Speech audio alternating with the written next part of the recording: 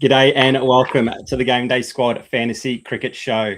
I'm Stu, that's Dill, that's Haz, and we are the Fantasy Bros. Thanks for tuning in, everyone, as we go live for round 3 of the Big Bash season. Boys, welcome. Round 3 already.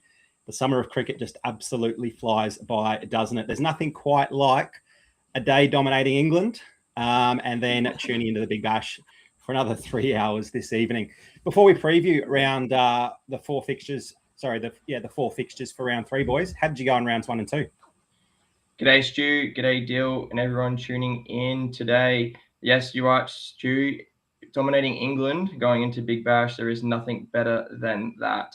My round 1 ranks were 21st in Contender and Challenger, and then 48th in Classic. And my round 2 ranks were not that hot. Contender 88th, Classic 95th, and Challenger 35. In round 2, I definitely had a struggle to pick a batsman that could score double digits. I think that was pretty consistent across the board. My 4 batters were David, Azam, Rizwan, and Lynn across my 3 comps. So that wasn't a great start. What about you, Dill? G'day, boys. G'day, everyone listening and watching. Yeah, it just goes to show that bat position is just so volatile, and we can have some of the best batsmen in the world coming out to play Big Bash, but it just takes a really good cherry to get them knocked over. And when they don't have sort of any other stats to be able to back up that floor, it's quite difficult. And you've just got to take the good with the bad. Obviously, if a couple of punters out there thought that Timmy Seifert was able to turn his form around after his couple of hardly anythings in the preseason, then good on them for backing Timmy Seifert. I find it difficult to believe that anyone would have genuinely picked Tim Seifert over someone like Philippi, Rizwan, Babar Azam, etc. So, good on them for having a crack. Look, my round 1 and 2 ranks weren't too much better. Round 1 in Classic 26, Challenger 45. Champion is sort of where I'm putting most of my eggs in that basket at the moment, and I was 17th in round 1. Round 2, as you said, has very similar to you. I slipped down the rankings quite a lot. 47th for Classic, 45th for Challenger, and 27th for Champion. Interesting to note, I was 45th in both round 1 and 2 of Challenger, but somehow for the season, I am 43rd overall. So I don't quite know how that maths, but Stu, you had a bit better sort of shouts going into particularly round 1 and 2. How'd you go, mate? Yeah, a little bit better, mate. But just while there's a chance, anyone in the chat that did play Timmy Seifert, let us know so you can get under Dill's skin a little bit for not playing his fellow Kiwi. We've got Mel in here as always. G'day, Mel. Thanks for tuning in once again. Izzy's here. G'day, legends. Izzy says. Mian G Gaming. He's here as well. G'day, mate. Thanks for tuning in. Stealth's excited for his very first preview show. Great to have you in here, Stealth. You might be able to give a bit of advice and tips to us as well, mate. So let us know who you're playing in the chat. Coach Stephen says, cheers, lads. For the preview, guys, he needs all the help he can get. Hopefully we can back you into a couple of winners here. Stephen and Peter, hello. Good to see a couple of new faces, some new names.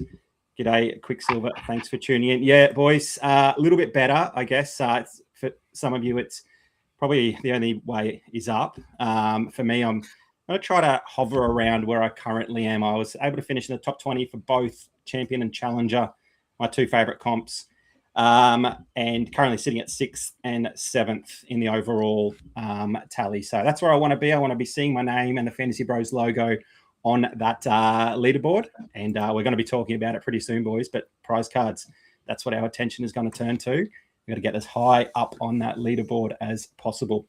But look, I think there's going to be a lot of movement after round 1 and 2. There were, lots of really interesting scores. Some of the popular names that we expected to go big didn't go as well, and there are a couple of blokes that came from nowhere to score big ones that I think a few people are going to chase this week, and it might not pay off for them. All right, Haz, what can our viewers expect from us during our live preview shows this season? So we're going to be coming to you most Mondays and Thursdays. Our live preview shows will look at all Big Bash fixtures in the upcoming round or rounds, where we highlight our favourite picks in the keeper, batsman, all-rounder and bowler positions, before sharing the Fantasy Bros consensus team of the round to see who we're keen to roll out in our teams. Throwdown Showdown, as always, continues again this year, where you, the viewers, can win some handy cards for your Oz cricket teams simply by tuning in and letting us know who you think will prevail each week.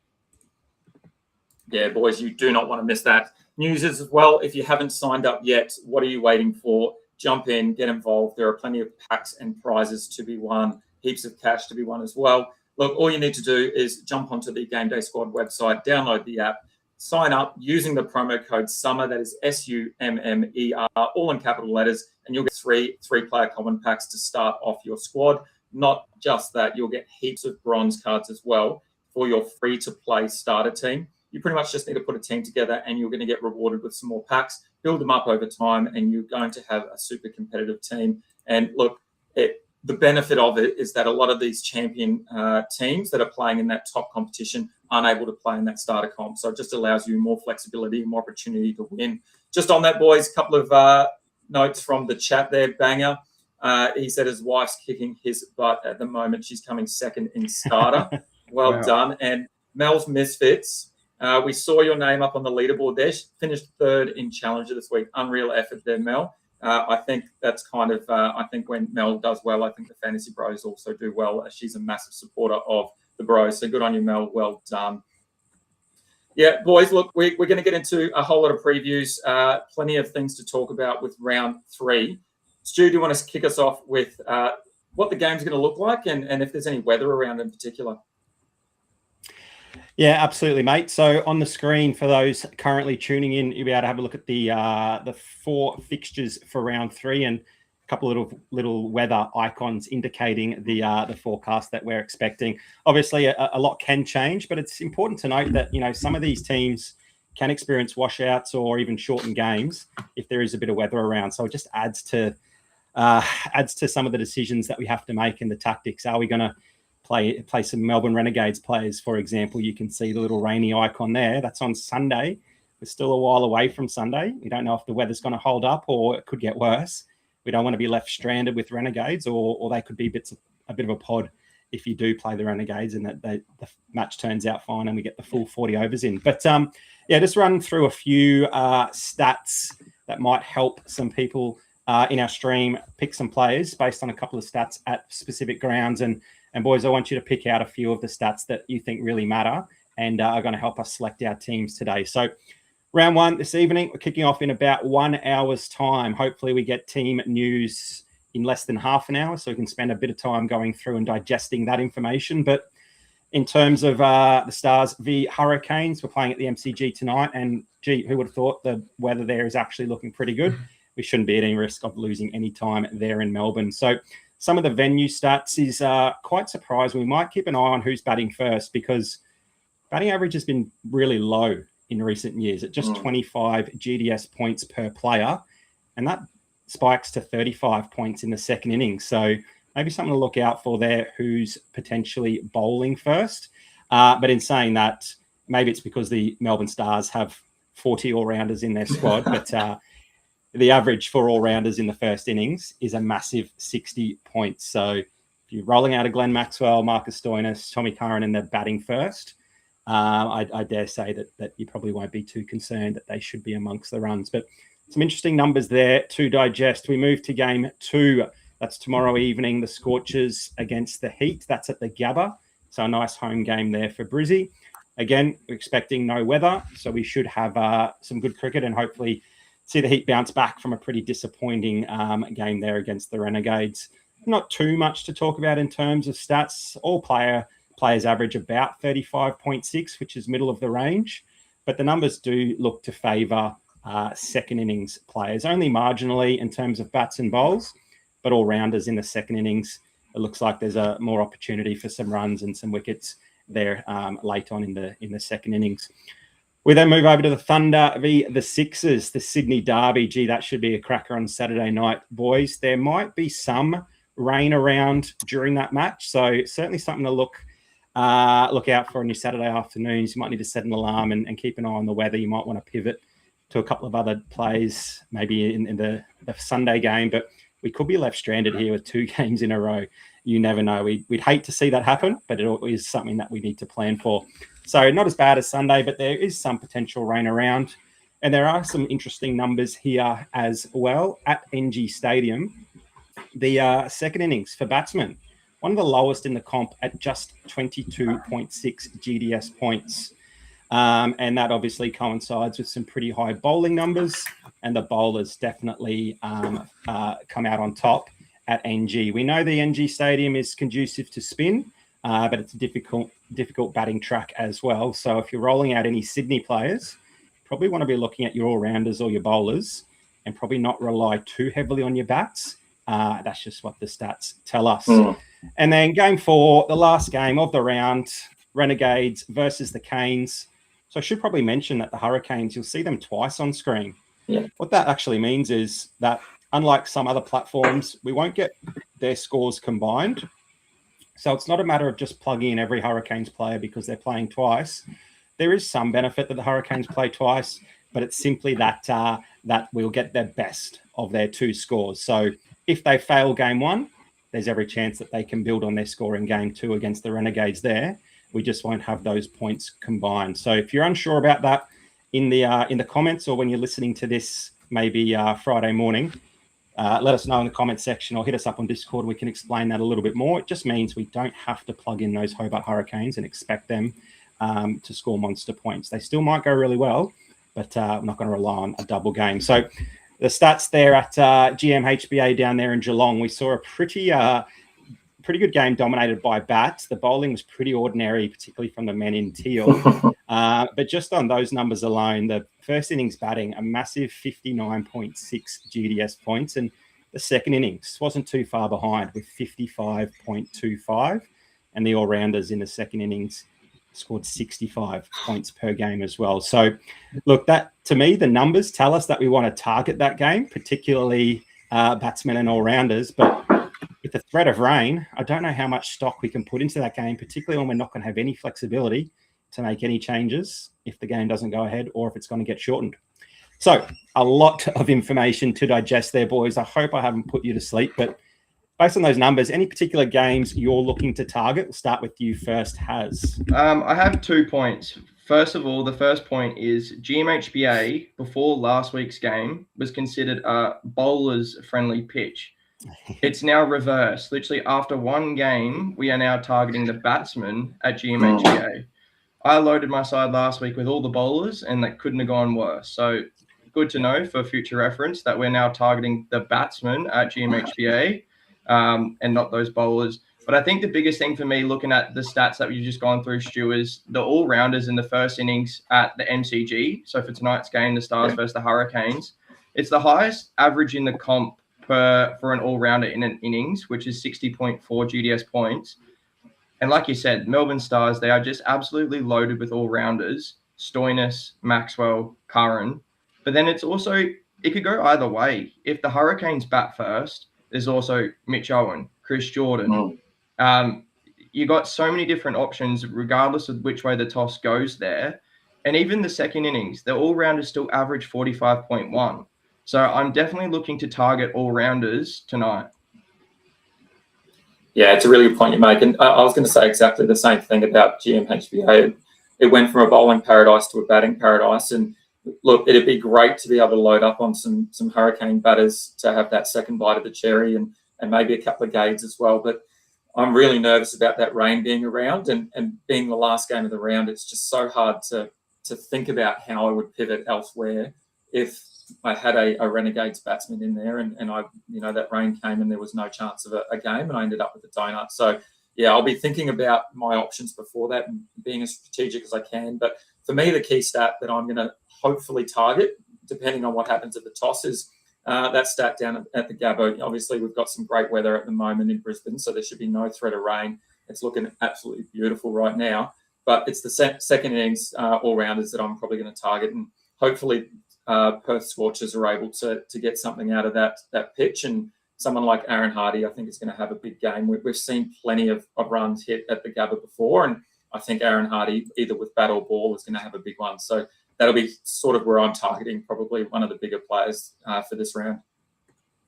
Yeah, love it. Thanks for sharing, boys. We've got a couple of new names here in the chat just before we preview the three main positions, such as Fife. long time delayed watcher, first time live. G'day, mate. Thanks for joining us. We got Maxi here as well. Thanks for tuning in, Maxi.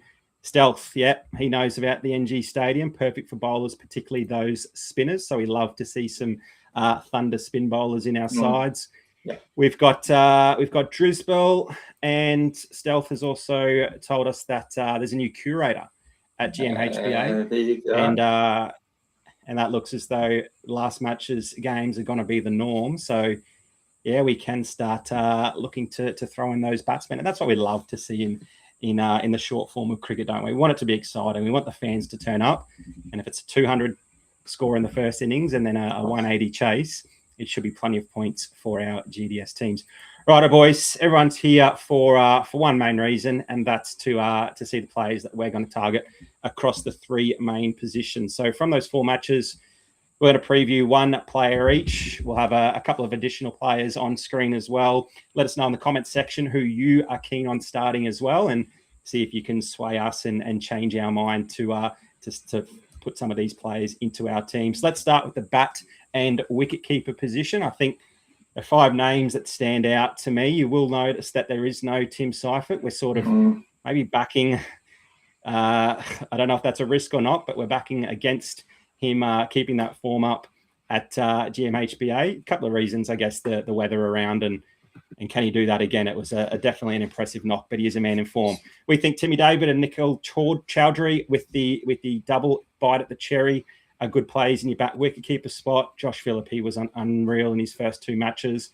Cooper Connolly is just an absolute king in that bat position. And Davey Warner should be making himself available for that Sydney derby, and he'll want to get up for that game. He absolutely hates losing to his crosstown city rivals. So, boys, from that list, let's start with you, Haz.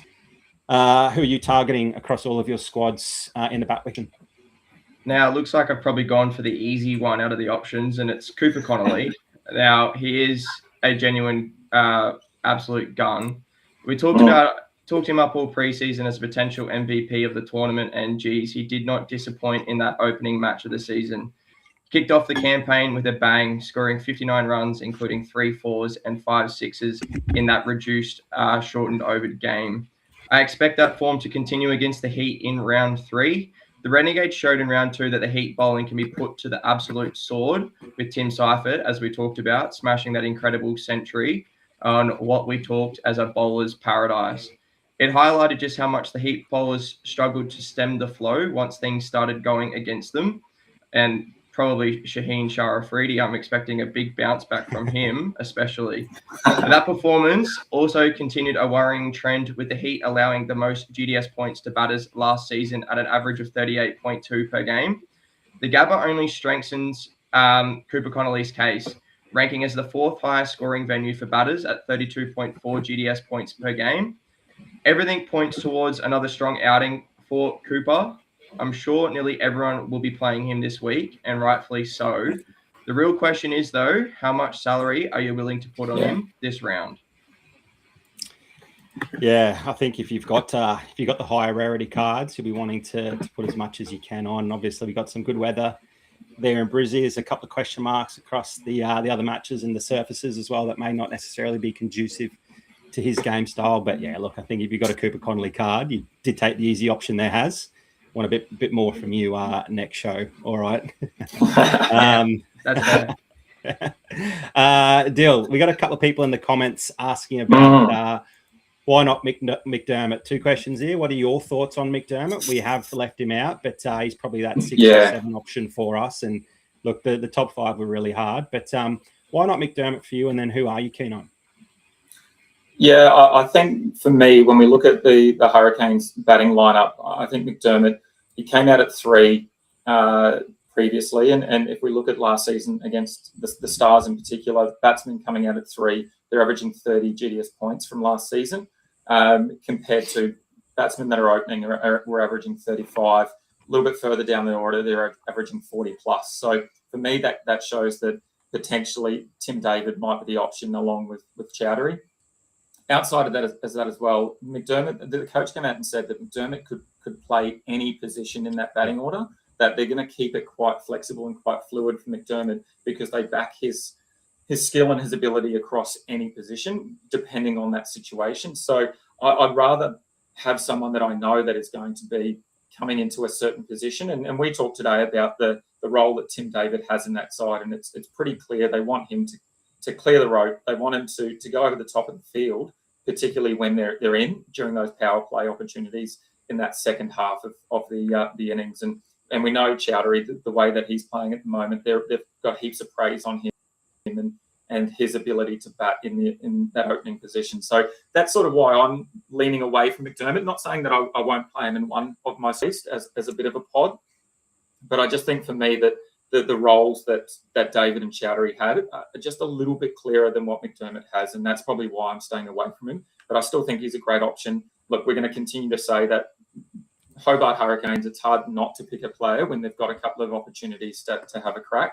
So, yeah, if you've got a McDermott card and you're keen to play him over Chowdhury or David, I don't see why not. Just be prepared that depending on the situation, he might not even come out to bat, and you don't want that to happen, particularly in the batsmen. You know, if they're chasing a decent score and their openers get the majority of the runs, and he comes out for one or two overs to finish it off, I'll be pretty upset by that. So, yeah, I think I'll stick with the players that I know the roles of a little bit clearer.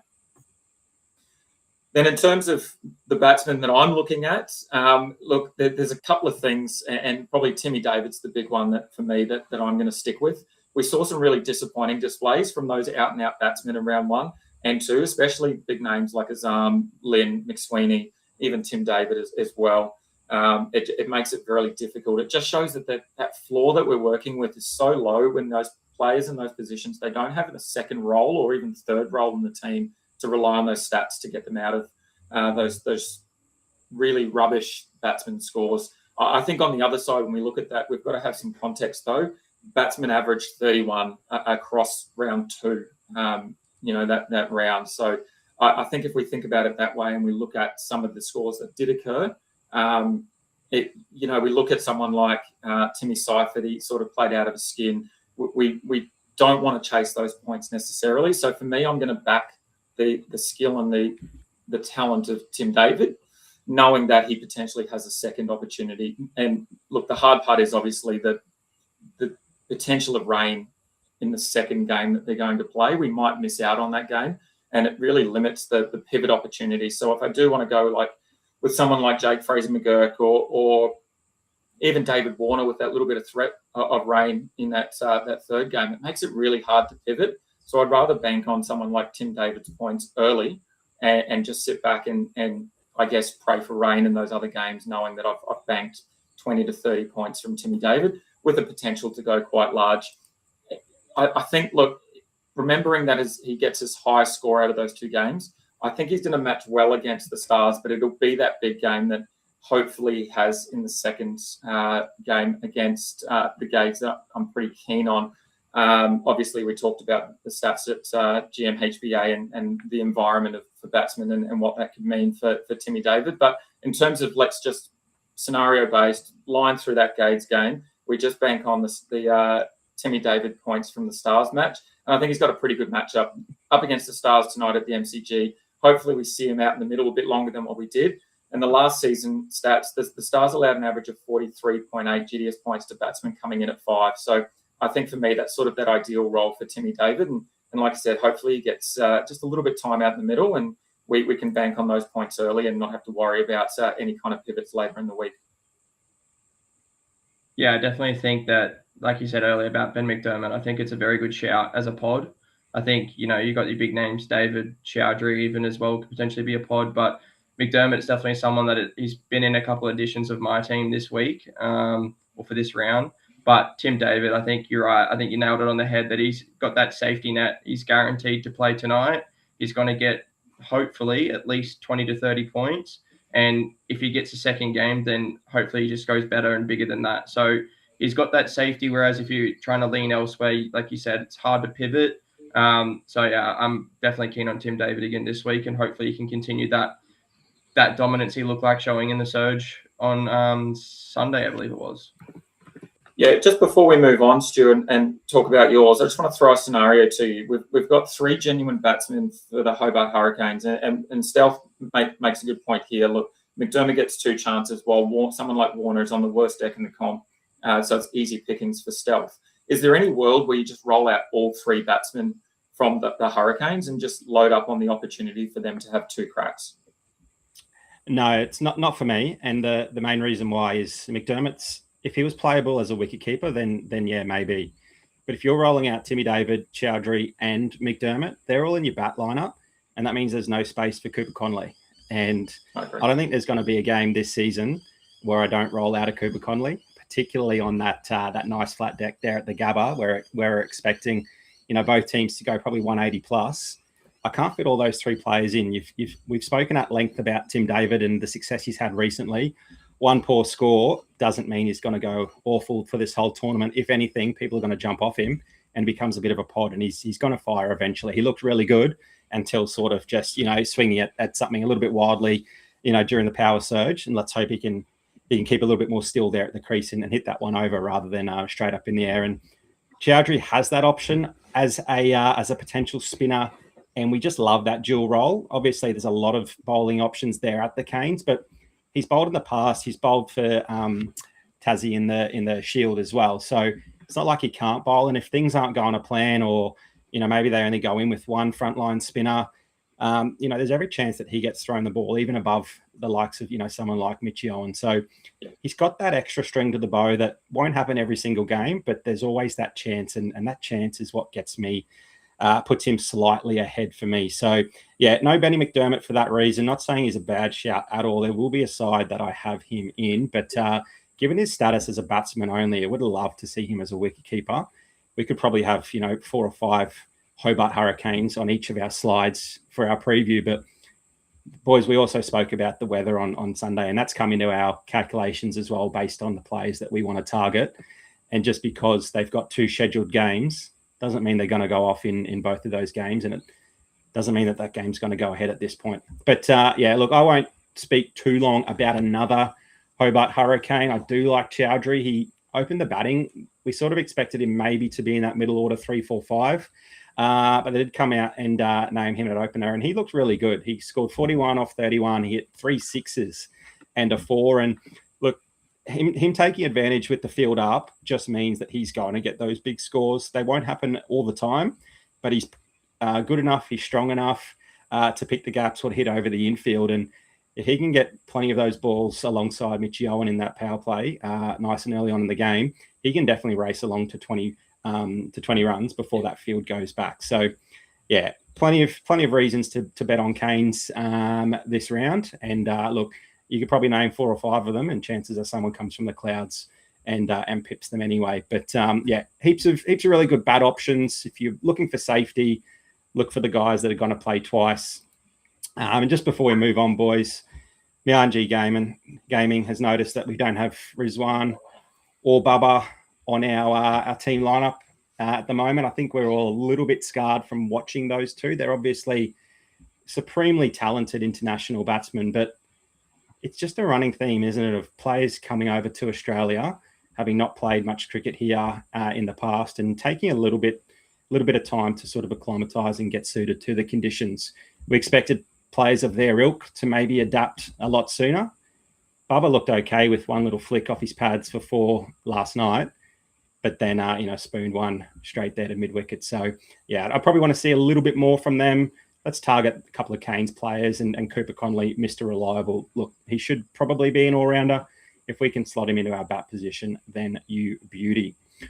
Rightio, that's probably enough chat about bat wicket keepers. Let's see in the chat if anyone is madly refreshing Cricinfo or watching their TV screens and can tell us who's going to win the toss and what some team lists look like. Please do. We will pause the all-rounder chat as soon as those team lists are announced. But boys, let's run through some all-rounders to target. We've got Glenn Maxwell, Mitchie Owen, Chrissy Jordan playing this evening. Jack Edwards been an absolute fire during these first 2 games for the Sixers. Shut Up Khan at NG Stadium looks to be the goods again with the ball and pretty dominant with the bat. And Aaron Hardy. Dill, you've already prefaced that you like the look of the Perth Scorchers and Aaron Hardy as an all-rounder. So plenty of options there, boys. We can only squeeze 4 into our squad. who's your all-rounder that you're locking into most of your squads this round? So I mentioned earlier about the all-rounder average in the first and second innings at the MCG being one of the highest in the competition, and that reason I am going for the big show this week. He is back in the BBL and walks into that very juicy matchup against the Hurricanes. Hurricanes allowed 46.7 GDS points per game to all-rounders last season, and we saw just how damaging that matchup can be in their final meeting at the MCG last year. The Stars averaged a massive 75 GDS points from all of their all-rounders, highlighted by Maxi's monster 129. Maxwell scored 76 runs in that game, including 6 sixes and 5 fours. And as always, it just wasn't his batting that had GDS coaches sitting back in their seats. He found ways to contribute in the field as well, taking 3 catches for an extra 28 fielding points. I don't see those fielding contributions dropping off anytime soon. We know he's one of the best fielders in the competition. And without that captaincy, I expect him to be parked in the hot spots for the entire innings. I'm also expecting Maxi to come in at number 4. So hopefully when team lists come through shortly, we get that confirmation, which I think will be an ideal position for him. It allows him to get set, build an innings if needed, and then explode towards the back end. Ideally, you want Maxi already in when the surge hits so you can fully unleash that 360-degree skill set that he has. MCG might be one of the biggest grounds in the world, but when Maxi gets going, even those 80-meter boundaries won't be big enough to hold him back. He's a lock in my sides this week, even if he doesn't look to bowl. Yeah, he was used quite strangely toward the back end of last season, wasn't he? We saw him come in as low as 6. There's a really clear role for him, and that's obviously to take on the back end of that innings, and certainly through the power play as well. With the Stars looking like they're bowling first, is that right? We've got the Stars bowling first, so we'll get team lineups out shortly. There is some trepidation starting Maxi and relying on him with a big game with the bat, particularly when the Stars bat second. For me, I'd love them batting first to be really confident in Maxi, knowing that, well, they're going to get their 20 overs and then he's going to come out and do his thing whenever they think the time is right. You know, if the Stars have a really good bowling performance and they can somehow skittle the Hurricanes for a low total, we did speak earlier that the team batting first batsmen are only averaging 24 GDS points. So, you know, there's a world where Maxi may not be required too much with the Stars with the bat. But as someone did mention earlier, the Stars have such a brutal top order that Paul Stoyne and Maxi are probably going to have to shoulder a big workload with bat this season. Have we got some team lists out, boys, or we want to run? Look, I haven't seen them yet. I'm watching the feed live. What I can tell you is Pete Siddle looks unreal with his bleach blonde hair. So he looks like he's going to bowl all 4 overs as a 41-year-old. Look, before we get to the teams, a couple of comments around Will Sutherland not being on our list for all-rounders. And I guess Mel sort of summed it up well there, that with the weather around, that because of that weather concerns, I just find it so risky to have someone in my side that's going to play on that Sunday and not necessarily know how that game's going to go in terms of whether there's going to be any game at all. And if not, there's really no pivot options outside of that. You can't rely on being able to change to a Hobart Hurricane because they're already be locked and all other games are finished. So it's such a difficult decision to put a Renegade in. If I do, it's probably going to be a bowler, and we'll talk about bowlers soon. Probably be a bowler, and I will then make a decision tomorrow or Saturday night as to whether I continue having that player in there or whether I swap that out. So yeah, it's got to give me some flexibility, and we'll just wait and see, I guess, what that weather looks like.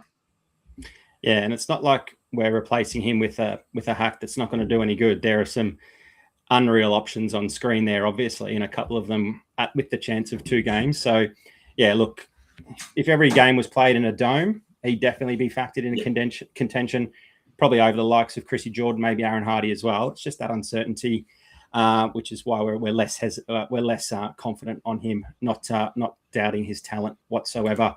All righty, boys, let's have a quick chat about tonight's game and then run through the rest of our all-rounders and bowlers so that people can get nice and comfortable for tonight's game. But Here's a anything standing out with the Stars batting order. We've got Rogers, Clark, Campbell, Kellaway, Sammy Harper, Stoinis, Maxwell, 6. That was the danger. That's the possibility. It doesn't mean he'll come out at 6. He'll definitely float, but there looks like there's some intention there that he is going to come in at the back of the innings as late as possible, which means batting second, he may not necessarily be required. With all respect to the top 4, there's certainly no world beaters, so he could be in there after 6 or 7 overs anyway. We got Cartwright at 7, Curran, Swepson, Harris, Ralph, and Peter Siddle. Has anything standing out there for you?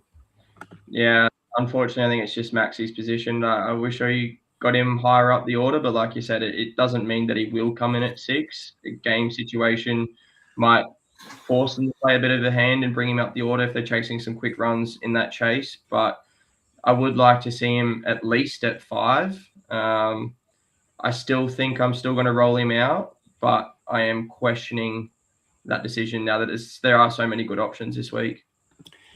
Dill, are you going to roll him out? Mate, firstly, I feel like it's last season all over again. Every single Stars match, you and I sat here and said, do we play Stoinis? Do we play Maxwell? Do we play Curran? Throw Cartwright into that mix as well. I don't know which way to go. Again, we have no guarantee that Maxwell's going to bowl. We have no guarantee that Stoinis is going to bowl. I suggest one of them will have at least an over or 2. So maybe I might pivot to Stoinis looking at that list now. Just looking back at that list, there are only the 4 recognised bowlers, obviously, in Siddle, Ralph, Swepson and Curran.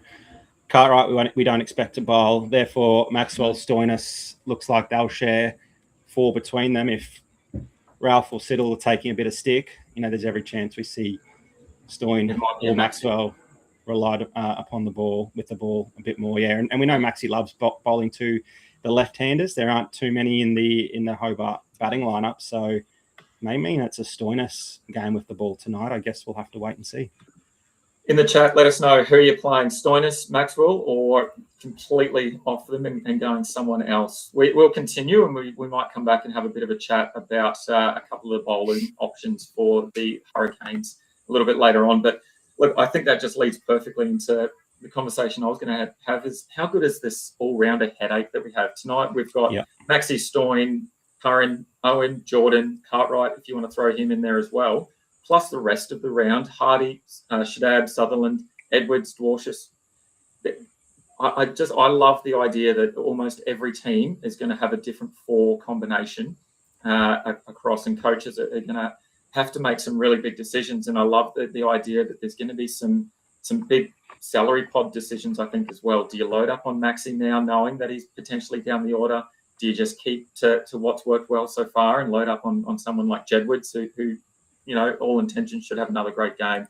But for me, I talked about it at the top of the show, and it's got to be Aaron Hardy for me. His role just looks fairly set in the side. He coming in at 4, he looked really comfortable. And then, look, he's providing overs with the ball as well. He even opened the bowling the other night, which I love to see.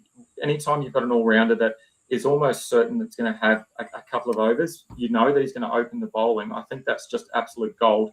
There's plenty of opportunity to take a wicket in that first over.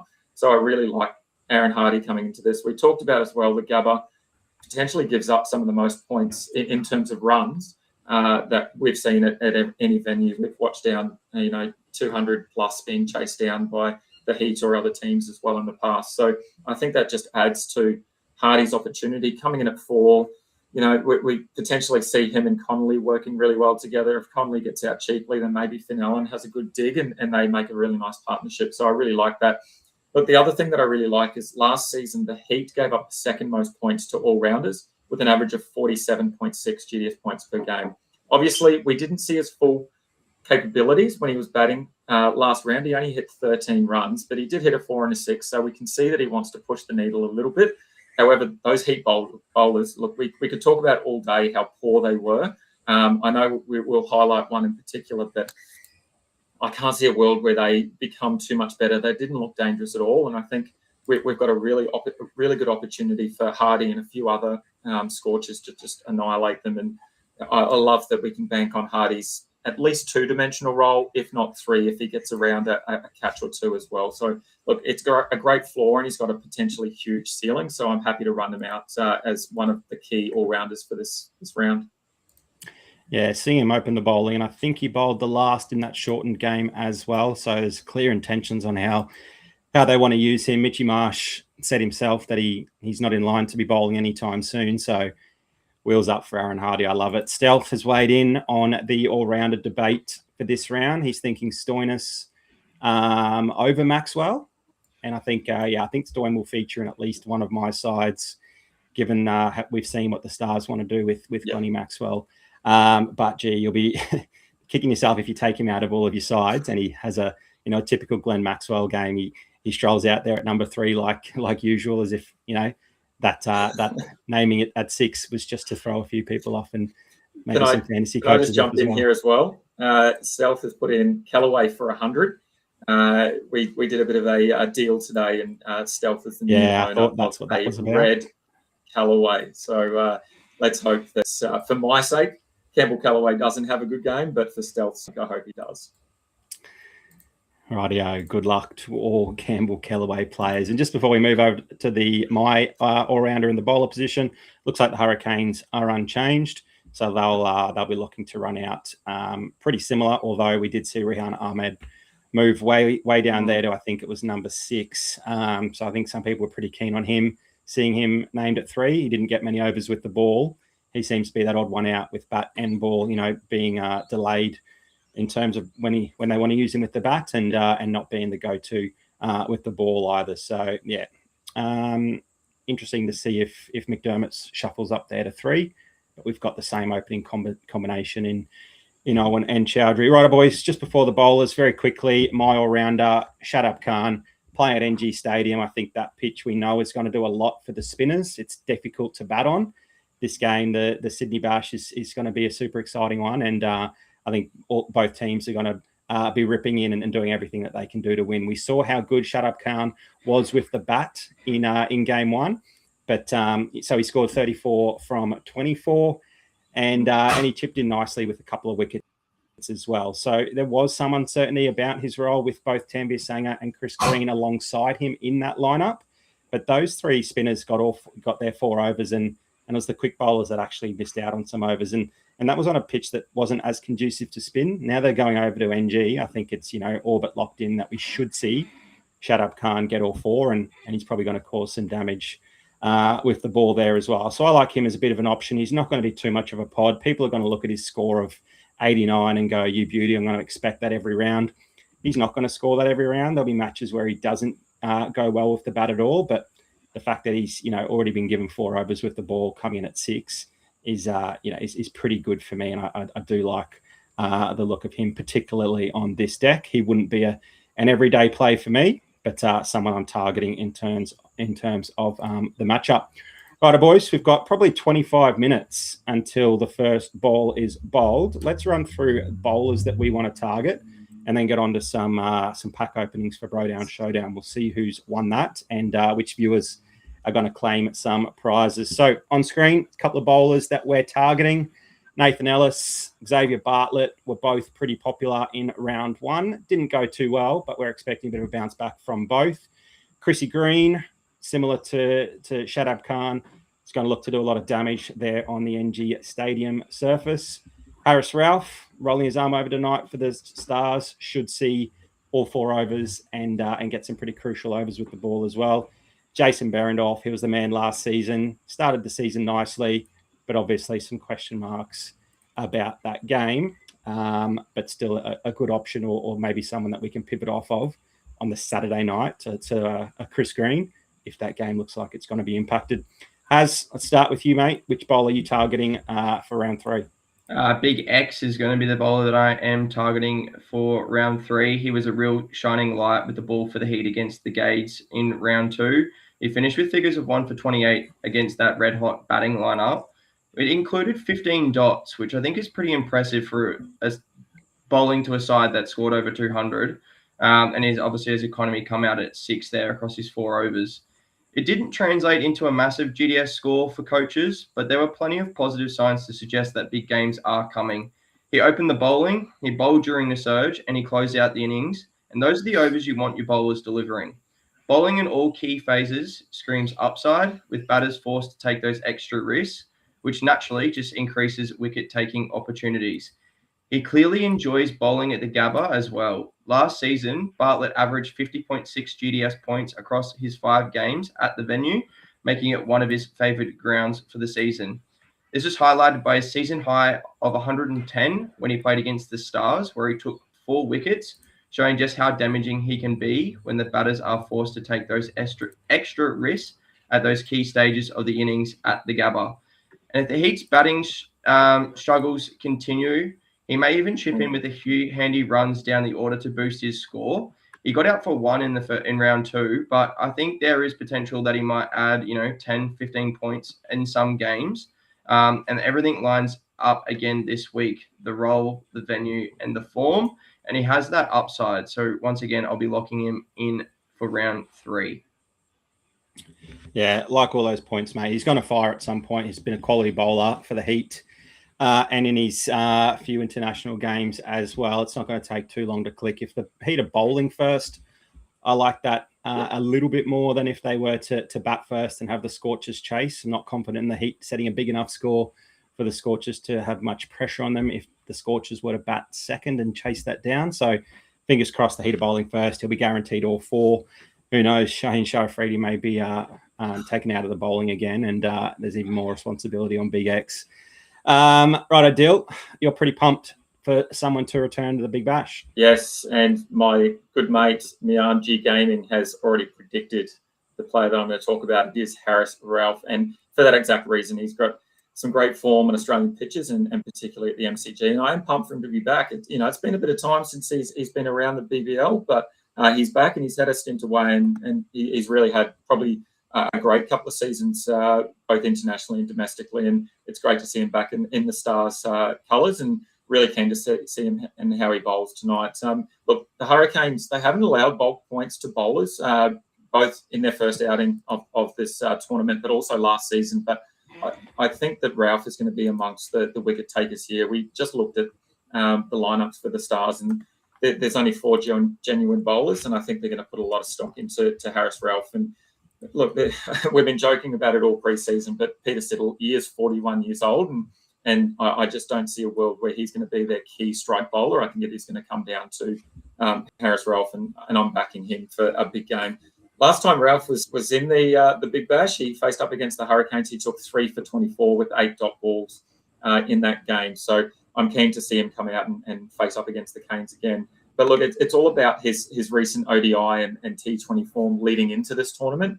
Recent ODI series up against Sri Lanka saw him take 9 wickets in 3 matches, and his previous 4 T20 international matches, he took a combined 7 wickets across those 4. So I'm keen to see him back. Hopefully he rewards me and whoever else jumps on board. Obviously, Mian's looking to load up on Harris, and hopefully a few others. Look, the other thing is, don't forget, you can head over to the GDS website and filter stats by year. So you can go back to when Harris Ralph was last in the Big Bash in 2023, and you can see he finished with an average of 43.25 from the 4 games that he did play there. So it's a decent average for a bowler when we see sort of bowling averages across the year, sort of sitting around that 30-ish plus points. So anything above that 35 to 40, I'm pretty happy with. So if he can get a couple of wickets today, I'll be pretty pleased with myself. Timo's backing you in as well. He says the Pakistan players, unfortunately, have been pretty quiet to start the season. So hopefully Harris Ralph can redeem and get them ticking along nicely. We've got Maxi. Quick question about Jai Richo. Given that he's been named in the Perth squad, he's been released, obviously, from the Aussie Test team. Yeah, mate, we like him. We've talked a lot about him in the preseason. He's probably going to be a pivot option off Jason Behrendorff if that weather in Geelong hangs around. And yeah, I know we've got to make that decision tomorrow evening, but we spoke about Aaron Hardy. We spoke about the fragility of the Heat's batting lineup. So yeah, Jai Richo, he needs to play plenty of cricket, and him being sitting in the sheds there for the Aussies watching them play is doing no good for him. So yeah, he needs to be out there playing the Big Bash. He's going to love the Gabba pitch. He's also pretty handy with the bat if required. Yes. Rightio. So for me, boys, I'm going to put some faith in Chrissy Green. I spoke a little bit about Shut Up Khan earlier. Chrissy Green's going to make my side. But look, I think I said enough about Shut Up Khan that made him seem like a really good play, particularly given the surface there at NG Stadium. And the fact that there are question marks over a couple of these other bowlers who either didn't have a good round one or, might be facing some weather conditions there on the Sunday. So Chrissy Green, just like Shut Up Khan, showed that they can deliver with both bat and ball. Chrissy Green chipped in for some nice runs as well. We know their top order can be pretty fragile as well. And there are so many times when, Dan Sams had to come to the rescue in previous seasons, and sometimes he got the job done, other times he didn't. We did see Chrissy Green out there earlier, so I think he can contribute nicely with the bat. He's probably not going to find a way into my team most weeks, but yeah, this matchup with the Sydney Sixers, I want to target that, and I'm going to have at least one or two bowling options there from that match, and I think there's going to be some nice points available to our all-rounders and bowlers. It's just a shame that the Sydney Sixers aren't throwing up too many good bowling options, or the points are being stolen from Jack Edwards in the all-rounder spot, aren't they? Yeah, love that. Love that. Yeah, I like the Chris Green shout. Look, I'm going to be honest. When I read the news about Cameron Green the other night with the IPL, the first time I read it, I actually thought it was Chris Green, and I couldn't believe myself that someone of Chris Green's talent is getting, what was it, 4.5 million or something. And then I read it again, and the wrong C Green. But I'm keen to play Chris Green as well. He might be a pivot option for me off of Berendorf, who, depending on what happens with the rain as well. Yeah, fantastic. Righto, boys. Let's start wrapping things up. Firstly, with our round 3 consensus 11, has Dill Scobie, a good friend Scobie, and I. We've put our ranks together, and we've come out with this lineup. Josh Philippi at keeper, Timmy David, Cooper Conley, and David Warner manages to sneak his way into our consensus 11. Got a pretty solid all-rounder quadruple there in Mitchie Owen, Aaron Hardy, Jack Edwards, and Glenn Maxwell. No surprises there you'd expect. And then Jason Berendorf, Nathan Ellis, Xavier Bartlett. That looks pretty template to me. I think a lot of teams to feature heavy in the ranks are probably going to look for one or two pods that can go against, maybe a Glennie Maxwell, a David Warner. Their fixtures might not look too good on paper. People might look to go elsewhere. And we've obviously got Chrissy Green there as a bit of a pod if you like him in your bowling lineup. Boys, Row-down Showdown, where Dill and I select a player from a different position each round, and we tally up the points and see who wins at the end of the season. Also, if you're the winning player each week or the winning bro each week, the losing bro has to open up a pack for you. And the viewers also get some couple of cards opened up. Unfortunately, on screen is not the result from round 1. No. Much to my dismay, I did have a late pivot off Cooper Conley, despite him absolutely shredding both of you with 88 points. I had a late change to Timmy David based on the weather concerns. We didn't even know if that Scorchers Sixers game was going to get off the ground. So there are the real numbers. With his all-rounder selection of Matty Short, 47 points. Yeah, I don't think we're going to have too many rounds where a sub 50-point score wins.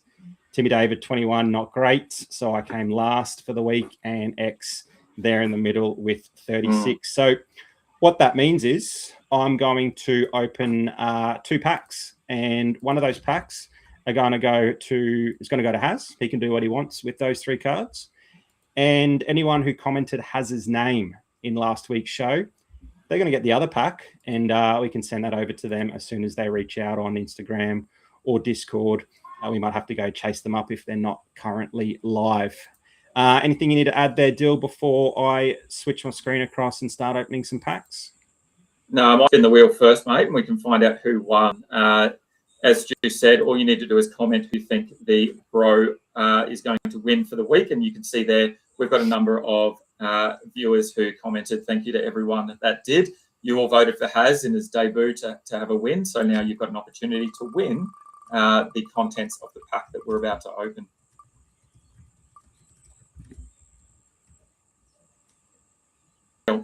It is Timo. Congratulations, Timo. Well done, Timo. How do you feel about that? Your first win, 1 from 1. Can you do a clean sweep? I don't know about a clean sweep, but I didn't think I did any well because I was watching Matt Short and I was like, oh God, I think I'm going to be covered easily. But yeah, like you said, Stu, I don't think there's going to be many times throughout the year where a sub 50 score is going to win Brodown Showdown. So I'll definitely take it when it's my turn. Rightio. So this pack here, who's this pack going to? This 3-player rare All-Stars pack. Timo, let's give it to Timo. Surely, straight up, This Timo. one's for Timo. Well done, mate. Get an All-Star happening here, Timo.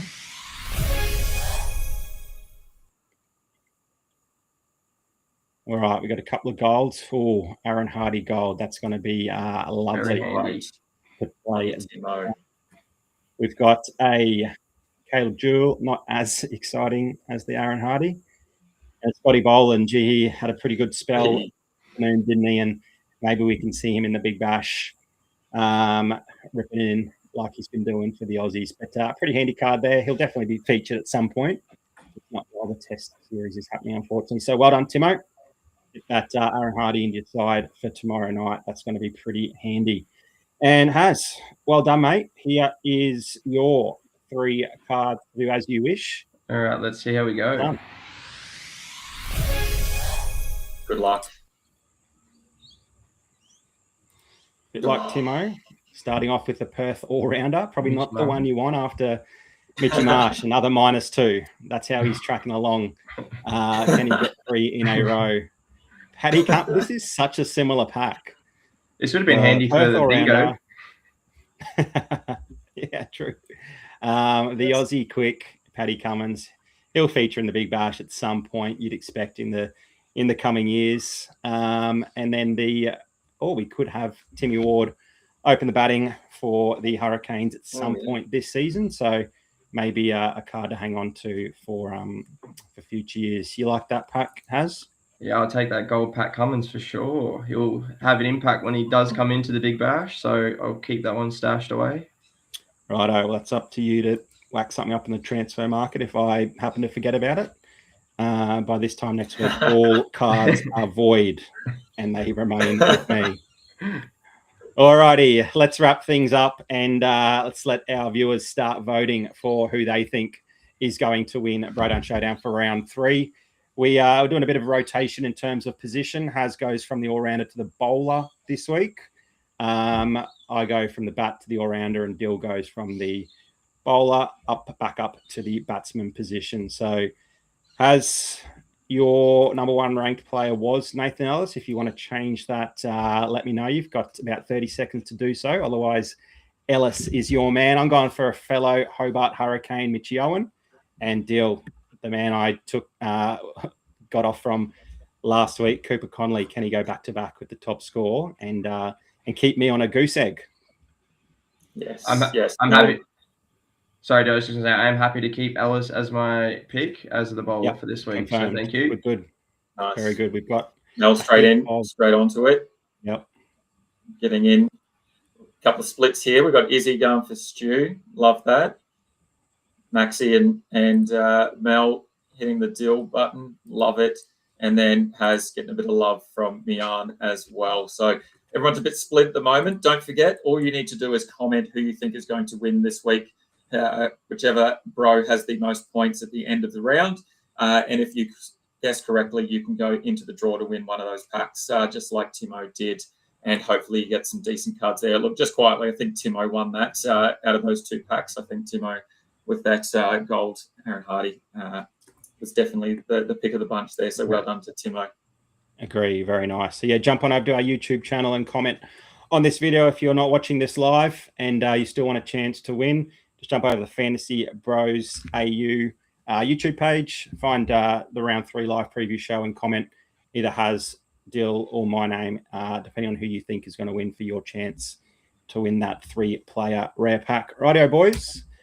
That's it for another round. Thank you very much for tuning in, everyone. We had a number of new faces or new names in the chat, which was fantastic to see. Hang around. We're coming live to you most Mondays and most Thursdays in the hour leading up to the first ball of each round. So that means we'll see you on Monday for round 4. That'll be Monday, the 22nd of December. Gee, we're getting close to Christmas, aren't we, boys? 5:00 p.m. We'll look to come to you, so we've got a little bit of time sort of between the end of the stream and the first ball to make some last-minute changes if we need. So adjust those alarm clocks from, I think we might have mentioned 5:15 previously. We'll look at about a 5 to a 5:05 start. Hopefully that works for you all. As always, thanks for your input, everyone in the chat. Thanks for tuning in. Hopefully we can steer you into a couple of winners this week and see your name in the leaderboards.